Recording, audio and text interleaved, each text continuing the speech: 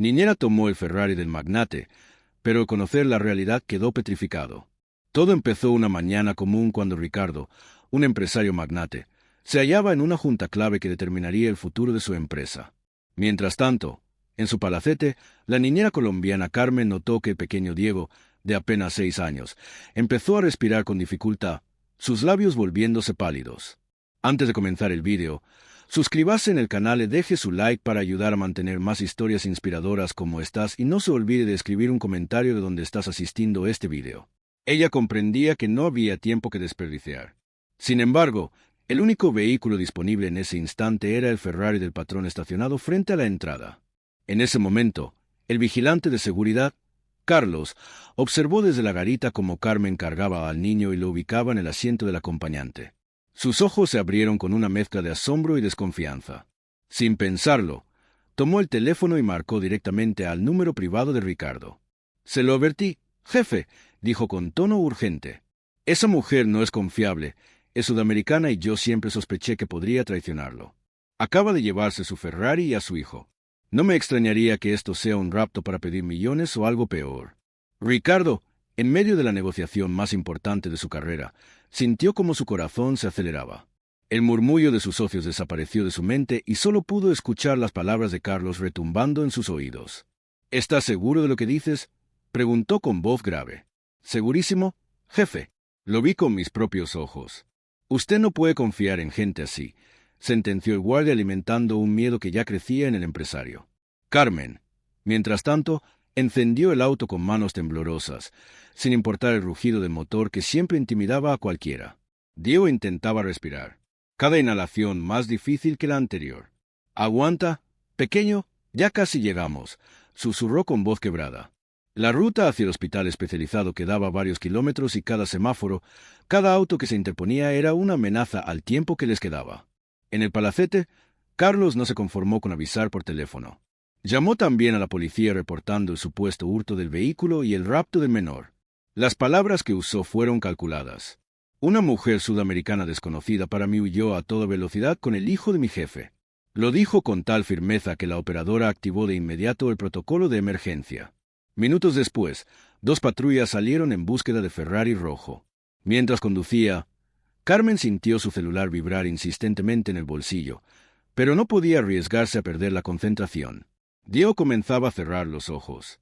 Su respiración era un hilo de aire. «Resiste, por favor», exclamó mientras buscaba la vía más rápida. No sabía que ya era perseguida ni que cada movimiento suyo estaba siendo interpretado como un delito. Ricardo salió de la reunión dejando a sus socios confundidos y furiosos. Algunos incluso advirtieron que su ausencia en ese momento le costaría millones en contratos. Pero él no podía pensar en dinero. Solo imaginaba a su hijo asustado, indefenso y en manos de alguien que, según le habían repetido, podría estar usando su cercanía para hacerle daño. Si la historia te está gustando, no olvides darle like, suscribirte y comentar qué te está pareciendo.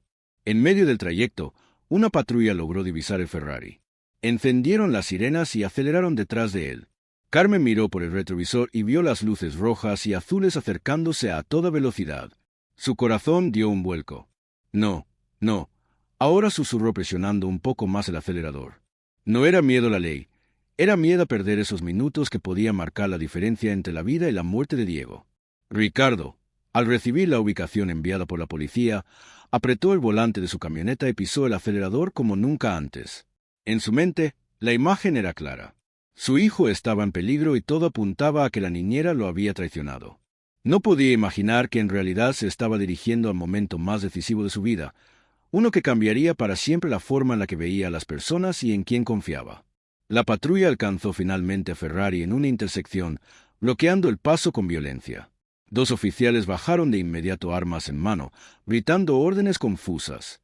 «Apague el motor, salga del vehículo con las manos en alto». Carmen, con lágrimas en los ojos, gritaba desesperada. «Por favor, necesita ayuda. Se está ahogando». Pero sus palabras parecían no importar. Los agentes solo veían a una mujer al volante de un auto de lujo con un niño inconsciente. Uno de los oficiales abrió la puerta del conductor a la fuerza, mientras el otro intentaba sacar a Diego del asiento. «Tengan cuidado», rogó Carmen. «Es asmático. Necesita su inhalador ya». pero el forcejeo y la confusión hicieron que el dispositivo cayera al suelo, rodando fuera del alcance. El pequeño apenas reaccionaba y Carmen sintió como la impotencia la asfixiaba más que cualquier grito de autoridad. En ese momento, la camioneta de Ricardo pareció a toda velocidad y frenó bruscamente junto a la escena. Bajó del vehículo sin aliento, con el rostro descompuesto entre ira y miedo. «¡Diego!», gritó intentando llegar hasta su hijo, pero uno de los policías lo detuvo unos segundos para explicarle la situación. «Señor, la mujer estaba huyendo con su hijo, posiblemente un secuestro». Ricardo clavó la mirada en Carmen con rabia, sin notar aún el inhalador en el suelo ni el tono suplicante en la voz de ella. Carmen apenas pudo hablar entre sollozos. No era un secuestro. Estaba tratando de salvarlo. No había tiempo. Ricardo, cegado por el pánico y las palabras del guardia, no escuchó razones. «Salvarlo, robando mi auto, poniendo su vida en peligro», replicó con dureza.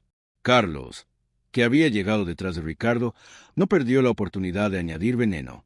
«¿Se lo dije, jefe? Este tipo de gente siempre tiene un plan oculto». Mírela fingiendo preocupación para cubrirse. Diego dejó escapar un gemido débil y aquello detuvo todo. Ricardo, con un presentimiento helado, corrió hasta él. «Dios mío, está pálido», exclamó. Fue entonces cuando uno de los oficiales revisando el asiento notó el inhalador caído. «Señor, creo que el niño tuvo una crisis», dijo agachándose para recogérselo. Carmen, sin esperar permiso, lo tomó con manos temblorosas y ayudó a Diego a inhalar. Unos segundos después, el pequeño comenzó a respirar un poco mejor, aunque aún estaba débil. El cambio en Ricardo fue inmediato, como si el peso de todas sus suposiciones le cayera encima de golpe. Miró a Carmen, que sostenía a Diego con un cuidado maternal que no podía fingirse. «¿A dónde lo llevaba?», preguntó con un tono ya distinto. «A la clínica respiratoria. La más cercana está a 15 minutos y cada minuto contaba», respondió ella, sin apartar los ojos del niño. El silencio que siguió fue incómodo, roto solo por la respiración agitada de todos. Ricardo se volvió hacia Carlos con una mirada que ya no era de confianza, sino de desconfianza absoluta. «¿Por qué me aseguraste que era un secuestro?». Carlos intentó balbucear. «Yo vi cómo se llevaba el auto», pensé, pero sus excusas sonaban huecas frente a la evidencia. El empresario apretó la mandíbula comprendiendo que su error no fue confiar en Carmen, sino en alguien que sembraba prejuicios y miedo. Con la policía ahora entendiendo la verdadera situación, Ricardo tomó la decisión de seguir a Carmen hasta la clínica donde Diego fue atendido de inmediato. Los médicos confirmaron que de haber tardado más, las consecuencias podrían haber sido fatales. Ricardo sintió un nudo en la garganta. No solo había juzgado mal a la mujer que salvó a su hijo, sino que había permitido que otros lo envenenaran contra ella. Días después, Ricardo reunió a todo su personal. Frente a todos, agradeció públicamente a Carmen por su valentía y determinación, anunciando que la ascendía a un puesto de mayor responsabilidad y confianza. Luego miró fijamente a Carlos y le comunicó su despido inmediato. «No puedo tener a mi lado a personas que ven amenazas donde hay actos de amor y que siembran prejuicios que pueden costar vidas». Carmen, con humildad, solo respondió: «Yo haría lo mismo 1000 veces por Diego». Ricardo, con voz firme, cerró. Si crees que esta historia no puede repetirse, suscríbete al canal. Aquí damos voz a las voces silenciadas, compartimos historias que necesitan ser contadas y demostramos que la lucha por el respeto sigue viva. Tu suscripción es resistencia.